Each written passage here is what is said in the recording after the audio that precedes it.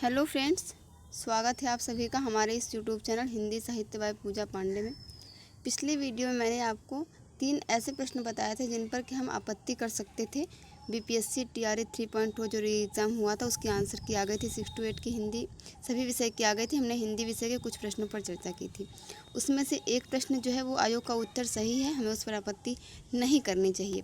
वो उस वक्त जो बच्चन सिंह की पुस्तक है वो पढ़े हुए मुझे काफ़ी दिन हो गया था, तो एक रचना उसमें दिनकर जी की रचना है यशोधरा, जिसका उल्लेख है उसमें, वो मुझे याद नहीं थी।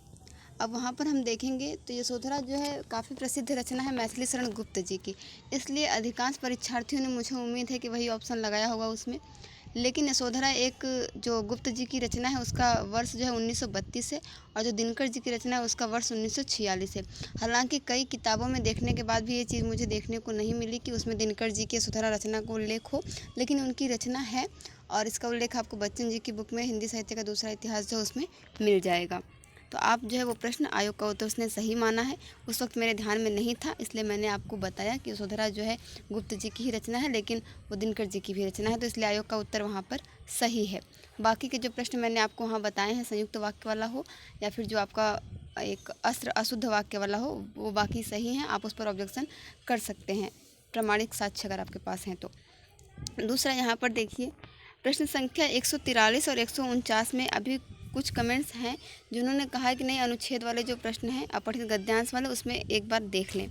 तो मैं आपको बता दूं, यहाँ पर देखिए, सबसे पहले प्रश्न संख्या में 149 देखते हैं, फिर 143 भी देखेंगे। सबसे पहले तो हम इस अनुच्छेद को ध्यान से पढ़ लेते हैं जो ये आपका अपठित गद्यांश दिया गया है। व्यक्ति की उन्नति से ही देश की उन्नति संभव है, बिना आत्मोन्नति के देश का उन्नयन असंभव है। धर्म, जाति, भाषा, क्षेत्र, राज्य आदि छोटी छोटी बातों पर लड़ना द्वेष फैलाता है, देश को पीछे ले जाता है। राष्ट्र की गरिमा घटती है। हमें सभी प्रकार के मतभेदों को भुलाकर आपस में भाईचारे का संबंध रखना चाहिए। देश की शक्ति और व्यवस्था को बनाए रखना हम सबका कर्तव्य है। राष्ट्र की उन्नति तभी संभव है। अब यहाँ पर देखिए, जो प्रश्न है, प्रश्न में पूछा गया है कि देश को पीछे क्या ले जाता है। मुझे उम्मीद है आप लोग यहाँ पर अपठित गद्यांश और प्रश्न दोनों ही देख पा रहे होंगे कि देश को पीछे क्या ले जाता है। इसका जो सही उत्तर है वो आयोग ने माना है छोटी छोटी बातों पर लड़ना। कुछ लोगों को लग रहा है कि उत्तर गलत है, लेकिन ये उत्तर सही है। अभी हम चलेंगे गद्यांश पर तो आपको समझ में आ जाएगा। देश को पीछे क्या ले जाता है, इसका सही उत्तर छोटी छोटी बातों पर लड़ना है, और आयोग ने भी यही माना है। अब देखिए कैसे, कुछ लोगों को धर्म और जाति लग रहा होगा। जब हम यहाँ पर देखेंगे इस पंक्ति में, धर्म, जाति, भाषा, क्षेत्र, राज्य आदि छोटी छोटी बातों पर लड़ना, जब हम छोटी छोटी बातें लगाते हैं तो ये सारी चीज़ें, धर्म, जाति, भाषा, क्षेत्र, राज्य, उसके अंतर्गत ही आ जाते हैं, इसलिए यही उसका सही उत्तर होगा। आदि यहाँ पर अगर नहीं लगा होता तो फिर हम कह सकते थे, लेकिन धर्म, जाति, भाषा, क्षेत्र, राज्य, ये सारी चीज़ जो है आपके छोटी छोटी बातों में सम्मिलित हो गए हैं, इसलिए इसका सही उत्तर ऑप्शन नंबर बी हो जाएगा। अब बात कर लेते हैं प्रश्न संख्या 143 की। प्रश्न संख्या 143 में देखिए, ये पूछा गया है कि पाठक और श्रोता किससे नया पाठ सीखा करते हैं। सबसे पहले मैं आपको एक बार अपठित गद्यांश दिखा दूं, जिस लाइन से प्रश्न पूछा गया उसको आप थोड़ा सा समझ लें, फिर हम इसको उत्तर पर चर्चा करेंगे। यहाँ देखिए, आप इस गद्यांश में आप शुरू से ही देख लीजिए इसको। स्वावलंबी मनुष्य की यश कीर्ति पूर्णिमा की चंद्रिका के समान चारों ओर फैलती है। उसका यशगान चारण और भाट शताब्दियों तक गाया करते हैं। कवियों और लेखकों की लेखनी उसकी धवल कृतियों का निरंतर बखान किया करती है। उनका अभिनय रंगशालाओं तथा चित्रपटों पर हुआ करता है। पाठक और श्रोता उससे मनोरंजन के अतिरिक्त नित्य नया पाठ सीखा करते हैं। तो यहाँ पर एक दिया गया है कि किससे नित्य नया पाठ सीखा करते हैं। पहला ऑप्शन है मनुष्य के उज्ज्वल कार्य से, जिसको कि आयोग ने भी सही माना है, और दूसरा आपका था शायद अभिनय से, और तीसरा है आपका यशोगान से। एक बार देख लेते हैं।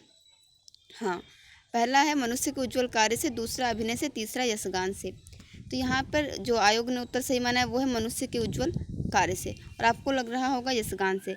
देखा जाए तो इस ऑप्शन के सही होने की भी संभावना बहुत ज़्यादा है, लेकिन आयोग ने इसको माना है तो ये भी सही है। मैं आपको दिखाती हूँ कैसे। देखिए, जब हम यहाँ इसको पढ़ेंगे, तो यहाँ पे लिखा गया है कवियों और लेखकों की जो लेखनी है, यानी जो लोग रचनाकार करते हैं उनकी धवल कृतियों, यानी जो उनके उज्ज्वल कार्य हैं वो उनका ही बखान किया करते हैं। और एक तरीके से देखा जाए तो जो कवि या लेखक हैं जिनकी कृतियों का या जिनकी रचनाओं का, जिनके कार्यों का, उज्ज्वल कार्यों का मतलब अच्छे कार्यों का बखान कर रहे हैं, तो हम उनसे ही नित्य नया पाठ सीख रहे हैं। इसलिए वहाँ पर उसने जो है ऑप्शन नंबर ए को सही माना है। और यहाँ पर जैसे आपको लग रहा होगा यशगान से, तो यहाँ तो लिखा है कि उसका यशगान चारण और भाट शताब्दियों तक गाया करते हैं, ठीक है। लेकिन उसके बाद में लाइन आई है, इसलिए आयोग ने इसका उत्तर ऑप्शन नंबर ए सही माना है कि जो मनुष्य के उज्ज्वल कार्य हैं उनसे जो पाठक और श्रोता हैं वो नित्य नए पाठ सीखा करते हैं। मुझे उम्मीद है कि आपको ये जो अपठित गद्यांश से ये लाइनें समझ में आई होंगी और लगा होगा कि आपको नहीं, इसका आयोग ने जो उत्तर माना है वो सही है। अब देखिए, जो रचना की बात थी यशोधरा वाली, तो रचनाएं बहुत सारी हैं, बहुत सारे कवि लेखक हैं, उनकी सभी रचनाओं को वर्ष सहित हमेशा याद रख पाना थोड़ा सा मुश्किल होता है। वो भी मैंने आपको बताया, तो मैं उसके लिए क्षमा प्रार्थी हूँ कि यशोधरा जो रचना है वो दिनकर जी की भी है, मुझे याद नहीं था क्योंकि उनकी बुक को, बच्चन जी की बुक को पढ़े हुए मुझे काफ़ी समय हो गया था। मिलते हैं नेक्स्ट वीडियो में जिसमें हम इस पूरे पेपर को सॉल्व करेंगे। Thank you.